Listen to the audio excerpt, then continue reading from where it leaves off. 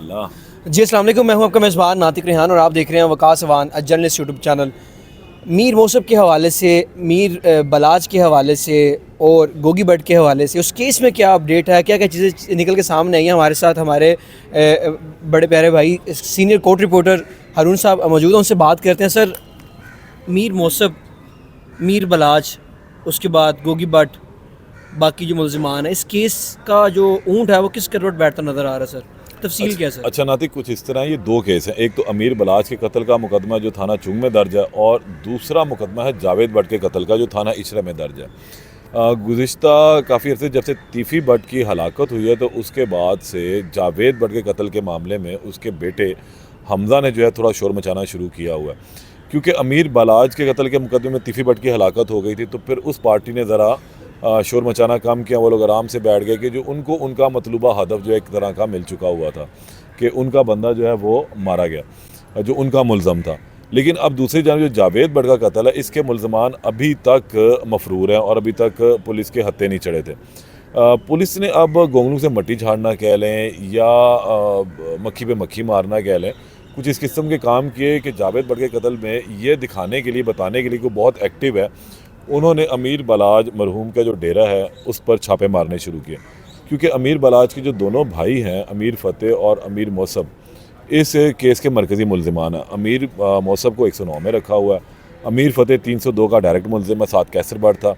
But और कैसर but family की जो आपस में सुलह होगी, तो कैसर बट इस केस में से निकल गया था, उसके हद तक ये मामला ख़त्म हो गया। लेकिन अमीर फ़तेह को अभी तक रखा हुआ है, जबकि जो अमीर मौसम है उसने अपनी ज़मानत लाहौर की सेशन अदालत से ही कन्फर्म करवा ली थी। अच्छा, अब होता यह है कि इस तमाम मामले में जब ये चीज़ें चलीं और चलती चली गई, ऑलमोस्ट ये धूल बैठ चुकी हुई थी। लेकिन तीफ़ी बट की हलाकत के बाद एक मरतबा दोबारा जो है ना गर्द उड़ना शुरू हुई है। फिर हमज़ा बट की जानिब से शोर मचाया गया कि मेरे वालिद का क्या कसूर था। मेरे वालिद का तो कोई ताल्लुक़ ही नहीं था, ना वो लेन में था, ना देन में था, ना 3 या 13 वाली बात थी। तो मेरे वालिद के कातलों को भी CCD के हवाले किया जाए, CCD ही इस सारे मामले को देखे, और एक बाकायदा कंपेन शुरू हो गई। अब इस पर कान खड़े हो गए फिर बलाज फैमिली के कि भाई अब इसका मतलब ये ना हो कि पुलिस बैलेंस करने के लिए कहीं इधर से भी हमारा एक बंदा टपका दे कि पहले हमें खुश किया अब उनको खुश कर ले। तो उन्होंने जो है यहाँ से राय फरार इख्तियार की। अमीर मौसम पहले ही दुबई भाग चुका था और अमीर फ़तेह जो है वो हाथ नहीं आ रहा था, वो भी किस वक्त निकला कुछ इलम नहीं। अच्छा, मैं आपको यहाँ थोड़ी सी तफसील एक और मज़े की बात बता देता हूँ कि अमीर फ़तेह ये 17 अगस्त के बाद से जो है ना वो मिसिंग में था। अमीर फ़तेह और पुलिस ने इसकी गिरफ़्तारी के लिए बालाज के डेरे पर छापा भी मारा। एक मरतबा मारा, फिर दूसरी मरतबा मार के उसको सील कर दिया। पहली मरतबा मारा तो 3 लोग वहाँ से उठाए, एक मुंशी था, 2 गार्ड से, और उनको इस बुनियाद पे छोड़ा कि जनाब आप हमें ये कंफर्म करके दें कि वो आप अमीर फ़तेह को और आरिफ भट्टी को पेश करवाएंगे। कुछ 10-15 दिन का टाइम दिया। अच्छा, दोनों पेश ना हुए। अब मुंशी के कहने पे भला कभी किसी को पेश हुआ, बिल्कुल ऐसी है। वो जनाब जब पेश ना हुआ तो दोबारा छापा मारा। कमर अब्बास DSP इचरा गुलबर्ग हैं, तो उन्होंने जनाब अली मारा छापा मार के उसने फिर वहाँ से 2-4 बंदे उठाए, डेरा सील कर दिया और चला गया।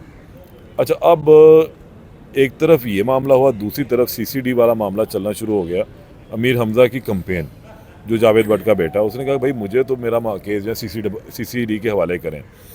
अब इसी खौफ से होता यह है कि ये जो अमीर फ़तेह है ये यहाँ से स्लिप हो गया, वो चला गया, और ये पेशावर के रास्ते, मैं आपको बताता हूँ, पेशावर के रास्ते दुबई रवाना हुआ।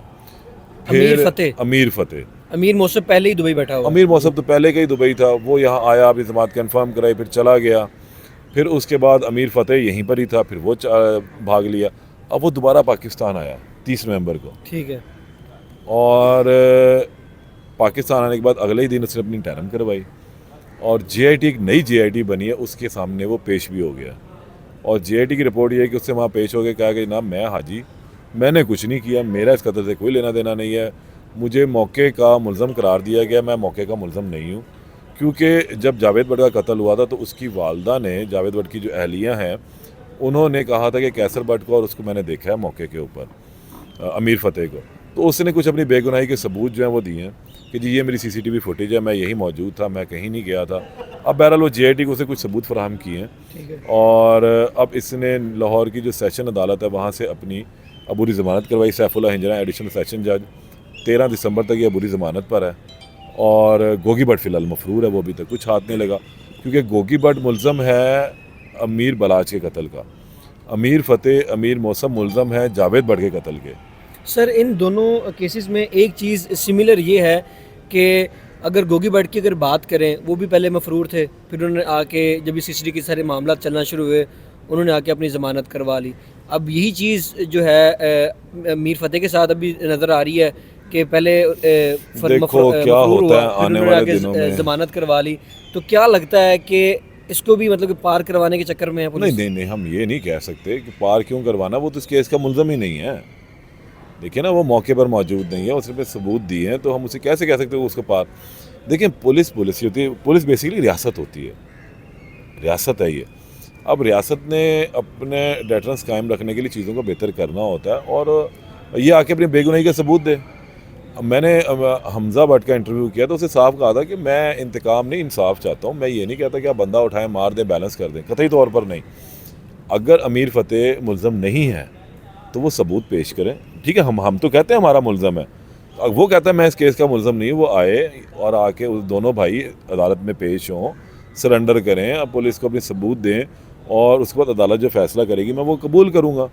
तो इसका मतलब ये तो ये हुआ ना कि वो तो ये कभी कतई तौर पर नहीं चाहता कि वो मारा जाए, ना वो मारने की उस पर, और उसका तो किसी भी दुश्मनी से कोई ताल्लुक़ ही नहीं है ना जावेद भट्ट की फैमिली का। वो कारोबारी लोग हैं, वो कारोबार कर रहे हैं। बाप उनका ज़रूर मारा गया जिसका उन्हें दुख भी है, वो हाथ पल्ला मार रहे हैं, उन्होंने मुल्ज़म नामज़द भी किए हैं।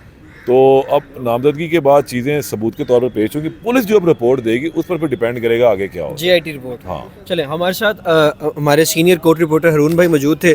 अब ये है कि JIT रिपोर्ट जो पुलिस की आएगी उसमें मज़ीद जो चीज़ें निकल के सामने आएंगी वो भी आपके साथ डिस्कस करेंगे। तब तक के लिए अपने मेज़बान नातिक रिहान को दीजिए इजाज़त। अल्लाह ने के बाद।